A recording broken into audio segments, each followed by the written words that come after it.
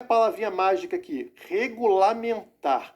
E aí você pensa, peraí, se eu estou captando a energia do Sol, o Sol não é propriedade de ninguém. Eu pego a energia do Sol e transformo na minha própria energia elétrica. Ninguém tem nada a ver com isso. Mesma coisa o ar. O ar aqui não é tributado, não tem que pagar taxa para respirar, também não tem que pagar taxa para captar energia do Sol. Então, o que é isso? Por que regulamentar energia solar? Eu estou gerando, como eles mesmos falam aqui na matéria, geração própria de energia solar. Não tem nada a ver com político nenhum, nem com governo nenhum. Eles não têm que se meter nisso. Mas olha que coisa, eles falam o seguinte, o político diz para você que é previsão de fim gradual das isenções de tarifa. Ou seja, não é que é de graça para você o sol. Não, está isento da tarifa. Ele vai acabar com a isenção. Não quer dizer que ele vai te roubar agora. Ele vai simplesmente acabar com o benefício que você tinha de não pagar imposto sobre isso. Veja como eles invertem a lógica do negócio. Mas será que todo mundo é favorável a cobrar imposto sobre a luz do sol? Será? Será que cobrar imposto no ar também é algo positivo? Essa matéria do G1 traz aqui prós e contras. Alguns deputados falam que a geração distribuída de energia, ou seja, cada pessoa produzindo sua própria energia, incentiva a proliferação da geração de energia a partir de fontes limpas e renováveis, diminuindo a utilização de usinas termoelétricas, que emitem grande volume de poluentes. Exatamente, o Estado não reclama que a mineração do Bitcoin, por exemplo, é poluente, que faz mal ao meio ambiente. Se eles querem incentivar o uso de energia solar, por que eles vão cobrar imposto sobre isso, cobrar taxa sobre isso? Isso é um desincentivo. A ideia é que seja de graça, justamente para que as pessoas usem mais disso. Se você tornar isso caro, ninguém vai usar. Então, olha como não faz nenhum sentido a cabeça do político.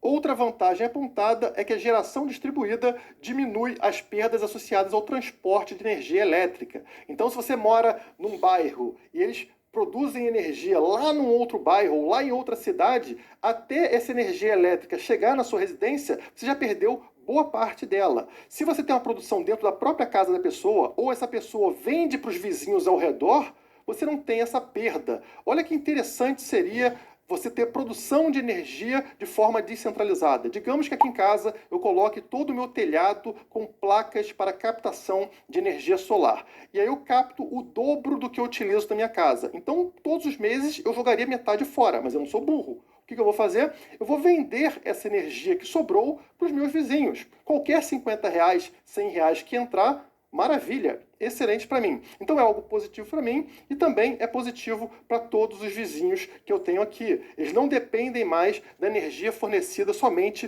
pelo Estado. Se o Estado tiver algum problema ou se a energia estatal estiver muito cara, eu posso fornecer para o meu vizinho. E olha só que legal, isso acaba sendo uma forma de gerar renda. Todo mundo aqui em volta pode ver que eu estou ganhando dinheiro com isso e também colocar placas de captação solar para vender para os vizinhos. E daqui a pouco o preço da energia está lá embaixo. Energia limpa e barata para todo mundo, de forma descentralizada. Mas notem o problema. Você, a partir desse momento, não é mais dependente do Estado. Você não precisa mais do Estado para te fornecer luz, energia elétrica. E aí, para que serve o Estado? Porque vamos começar a pensar. Você precisava do Estado para fornecer dinheiro. E aí nasce um Bitcoin, nasce uma Monero, nasce uma Dash. E você não precisa mais da moeda estatal. O Estado perde um pouco da sua relevância. Aí vem aqui e criam placas de energia solar e você pode produzir energia elétrica na sua casa, não dependendo mais do fornecimento estatal de energia elétrica. Novamente, o Estado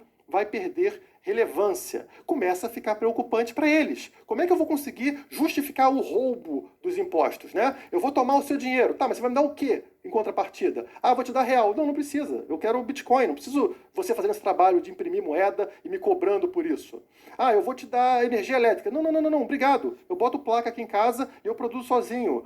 Ih, caramba, eu vou te dar correios. Não, não, não, não. Eu uso internet aqui, e-mail. Não preciso mais das suas cartas.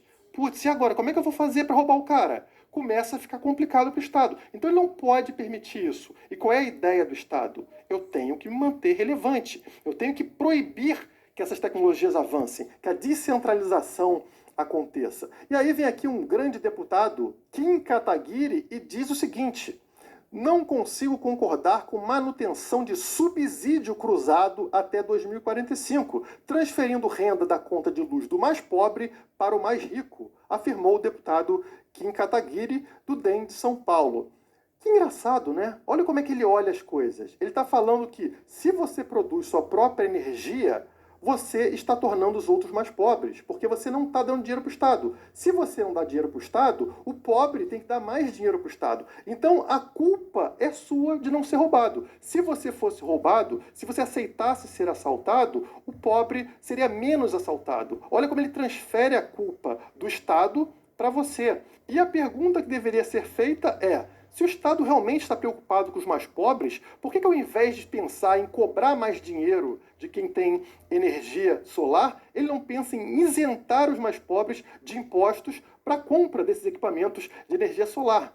Vai ter mais produção de energia e mais energia limpa, que é uma das metas, um dos discursos utilizados pelos políticos. Por que o Kim Kataguiri não fala disso? Por que ele está falando somente em cobrar mais dinheiro de quem produz energia limpa, ao invés de isentar aqueles que querem comprar energia limpa? Aí não, né? Porque o Estado não vai ganhar nada nesse processo. E notem a sutileza aqui em segmentar a sociedade, criar vilões, né? Você olha o teu vizinho como teu inimigo. Ah, eu pago energia cara porque esse desgraçado do meu vizinho tem placa de energia solar. Se ele não usasse isso, eu pagava menos. Ele é o meu inimigo e não o político.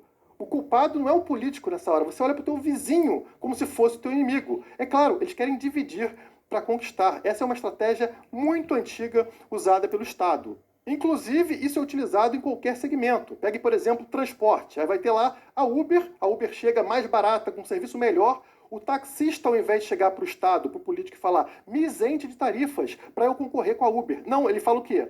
Vai lá e cobra mais imposto da Uber. O Uber se tornou o inimigo do taxista e não o político. É o político que está roubando o taxista. É o político que está tornando o trabalho do taxista caro e não o motorista da Uber. O cara da Uber está certo. Ele não está sendo roubado. A culpa não é dele de não ser roubado. Taxista, cobre do político e não do seu vizinho. Mas sempre acontece isso, porque o Estado trabalha com isso. Ele quer criar segmentação na sociedade. Ele quer dividir a sociedade para que você não enxergue quem é o verdadeiro vilão. Então, até aqui Acorda, nesse povo. vídeo, eu estou te mostrando como o Estado, pouco a pouco, vai invadindo a sua propriedade. A Oveste. casa é sua, a propriedade é sua, o sol não é do político, mas ele vem aqui na tua casa e rouba a sua propriedade. Ele rouba a energia que você criou sem ajuda nenhuma do Estado. É uma coisa sua, ele vem e toma a sua propriedade. E cada propriedade que você tem é como se fosse uma barreira, tá? É uma coisa que impede que um inimigo chegue até você. Então, essa barreira já foi levada pelo Estado, né? Ele já vai te roubar de qualquer forma. Outra barreira, como vocês sabem, é o dinheiro. O dinheiro é uma outra propriedade sua. É algo que você trabalha, o seu suor, né? Você está lá fazendo o seu trabalho no dia a dia, recebendo por isso, trocando seu tempo por dinheiro. E como eu falei, quando você deixa de utilizar a moeda fornecida pelo Estado, eles não deveriam ter nada a ver com isso. Não tem a ver com eles. Você não está usando o dinheiro deles, criado por eles. Você está usando, sei lá, Bitcoin ou a Monero. O político não tem nada a ver com isso. Mas, como eu falei, é uma forma de você escapar das mãos do Estado. A propriedade é 100% sua e ele não pode aceitar que está se tornando obsoleto. Então, o que ele vai fazer? Está aí, o Congresso dos Estados Unidos já apresentou 18 projetos de lei sobre ativos digitais em 2021. Eles vão criar burocracia, regulamentação para tentar meter a mão na sua propriedade. Então, da mesma forma que o sol não pertence a ele, ele vai criar uma regulamentação para falar que sim, pertence sim. Se você pegar a luz solar, você vai ter que pagar imposto. Mesma coisa, esse dinheiro, o Bitcoin, não pertence ao Estado, mas ele vai criar uma regulamentação para dizer que sim, eles têm que botar a mão no seu dinheiro, na sua propriedade. O Estado, pouco a pouco, notem como ele vai te cercando, tá? Independente de você estar usando coisa do Estado ou não, ele vai te cercar para tomar a sua propriedade. Nós já falamos aqui sobre diferentes formas de propriedade. A propriedade da sua casa, do seu terreno, a propriedade do seu dinheiro. Isso nos faz questionar qual será a última barreira, a última propriedade que você tem controle e que é essencial para que você seja um indivíduo. É o seu corpo. Se você perde o poder de decisão sobre essa última propriedade, acabou. Você se tornou escravo ou um rato de laboratório. Você deixa de ser humano. Você deixa de ser um indivíduo. E não importa aqui o que o coletivo acha. Ah, o coletivo não gosta da religião do Guilherme. Não interessa. Vocês não podem vir aqui me bater ou me prender porque minha religião é diferente, porque o coletivo prefere de outra forma. Ah, o coletivo não gosta da opção sexual do Guilherme. Não importa. Se você romper essa barreira, você chega num extermínio, numa coisa absurda. Ah, mas a gente acha que a raça do Guilherme ou que a religião do Guilherme é uma ameaça para a sociedade. A gente fez aqui vários testes e a gente entende que essa raça ou essa religião cometem mais crimes ou, sei lá, propagam mais doenças. Então, a gente não pode deixar a liberdade individual. O coletivo é mais importante que o indivíduo. Não, não é mais importante. O coletivo é muito forte. O indivíduo precisa ser protegido, porque ele é a menor minoria que existe. O indivíduo não tem força para combater um coletivo. E o que acontece quando você não entende isso? Quando você fala, não, o coletivo é mais importante que o indivíduo. O que acontece é que vão começar a romper essa última barreira, essa última propriedade que te defende, que defende você como ser humano. Vão tentar te calar, né? A voz é tua, a fala é tua, não importa o que é falado. Isso é um direito seu, mas vão tentar te calar. Vão tentar te impedir de circular, de ir e vir, porque você é uma ameaça para a sociedade. E, por fim, vão tentar decidir o que pode ou não entrar no seu organismo, no seu corpo. Aí a loucura já está num nível muito avançado. Então, a primeira notícia que eu vou trazer para vocês é essa aqui. Lula diz que é preciso regulamentar a mídia no Brasil. Queremos algo bem democrático, diz o Nove Dedos. Vamos entender aqui, Lula. Tenho que fazer uma autocrítica. Nós não tratamos a reforma da E comunicação, chega, a vamos ficar regulação por da aqui, meus mídia, irmãos. como deveria ser Há aqui tratado. informação que chega Lula garantiu ainda que dessa vez, se para for... vocês questionarem, se questionarem sobre o que este nosso amigo, irmão Guilherme partilhou, e partilha coisas brutais. Já o sigo há uns aninhos largos. Não tenho aprendido muita coisa com ele porque já sabia as coisas, mas adoro a forma como ele põe as coisas. Sem papas na língua, embora tenha que ter algumas papas na língua. Va bene?